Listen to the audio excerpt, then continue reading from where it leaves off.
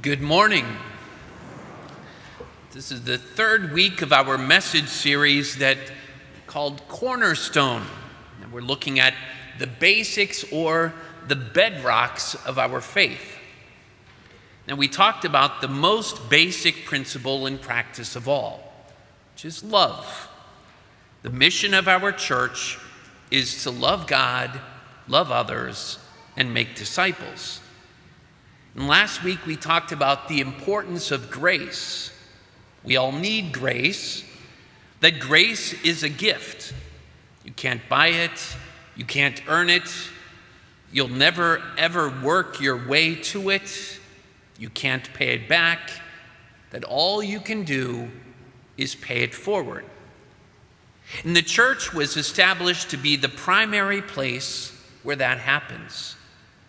God's chosen instrument of grace.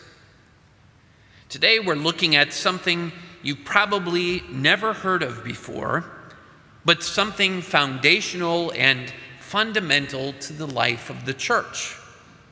To do that, we'll take a look at the parable that we just heard as our gospel.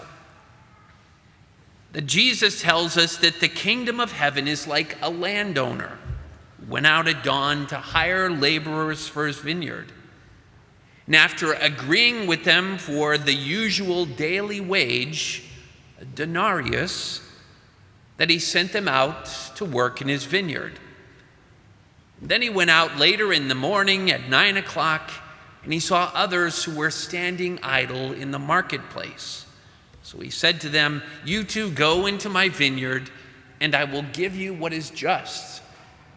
So they went off.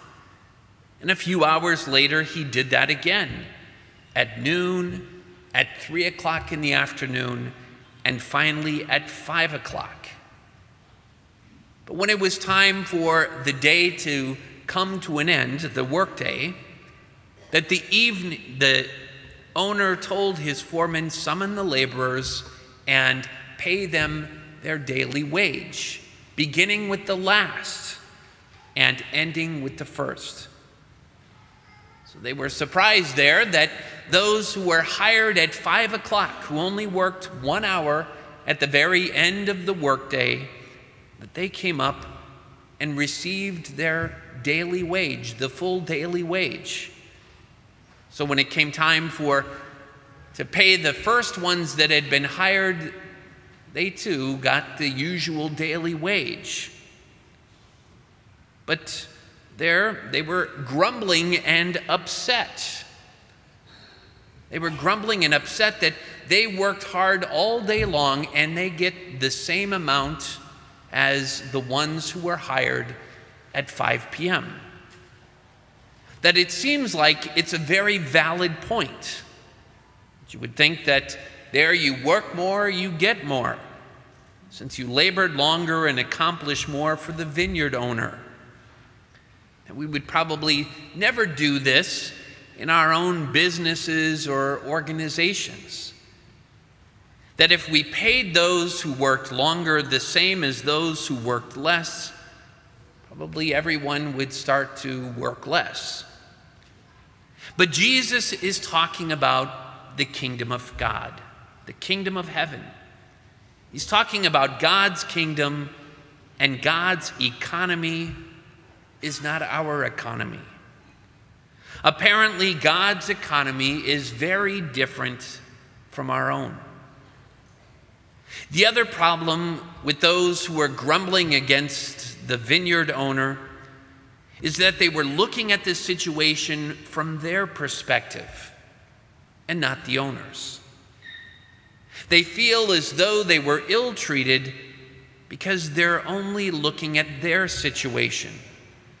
They've forgotten the most simple and obvious fact is that it was the owner's money, that he promised them the daily wage. They received the daily wage, so there was actually nothing to grumble about, that he paid them the fair amount. That when he tells them, "My friend, I'm not cheating you. Did you not agree with me for the usual daily wage? Take what is yours and go. What if I wish to give the last one the same as you? Or am I not free to do as I wish with my own money?" He reframes the real problem. The real problem isn't his generosity. The real problem was their perspective. The money was his. And like last week's parable, this parable is about grace. Grace isn't fair. And that's only a problem when we don't get what we think we deserve and want more than what we got. We don't complain when grace works in our favor. Jesus doesn't have the 5 o'clock workers complain that they got paid too much for so little work. And it seems very obvious why not. That the parable teaches us of the graciousness and generosity of God, who is represented by the landowner. God is a giver who gives lavishly.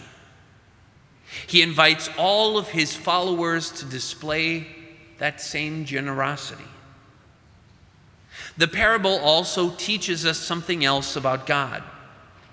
God is looking for more and more people to get to work in his vineyard, to get to work building up his kingdom.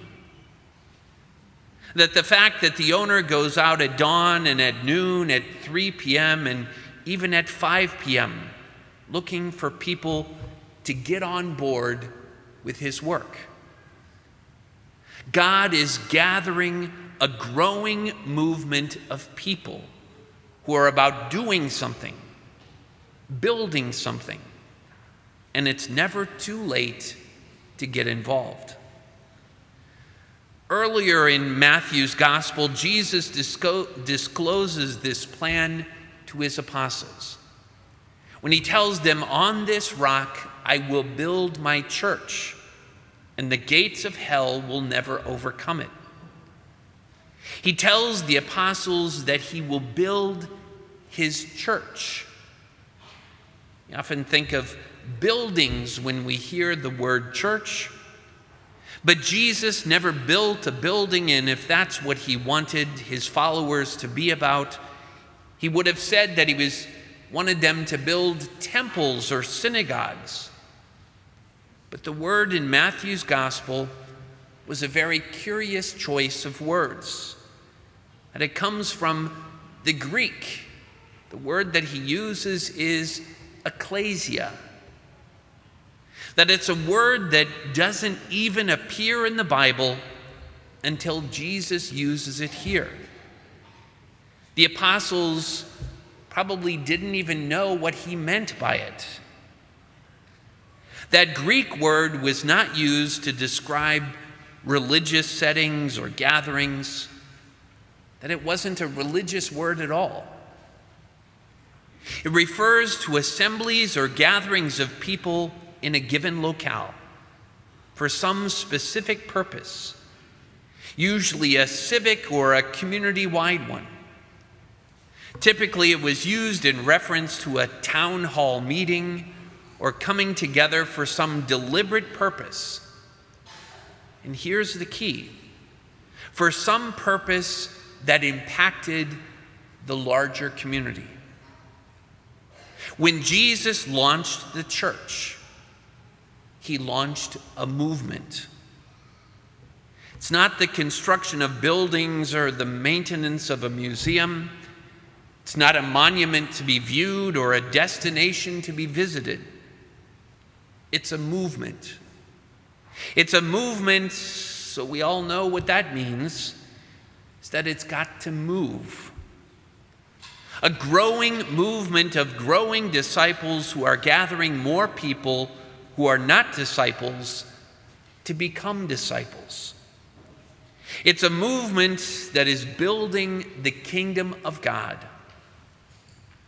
And the kingdom of God is a place where God rules people's heads and hearts. It's a place where they allow God to have control over their family, their finances, their future, their career, their recreation, and increasingly over every and all areas of their lives. The movement is to lead people into a growing relationship with Christ. The work of God's kingdom is connecting people to that purpose. To be part of the movement means to reorient our life around the person of Jesus Christ. It's a movement to be Jesus' witnesses, not only where we live, but to the very ends of the earth. The church is the only organization that gathers together all sectors of society on a regular basis for a meaningful purpose. Movements happen when they're embraced by the hearts of people who follow them. Movements happen when individuals willingly and passionately move in concert with one another. That's why it's vital that we gather each week here together at Mass, and why we encourage people to gather as part of a small group. The point of gathering here is not to relieve our guilt or avoid hell or enjoy a break from the rest of life, or even for the simple benefit of your family. We gather together to change and transform our lives, so that increasingly we can change and transform our community and our world to reflect the kingdom of God. That's ecclesia. Let's be that church.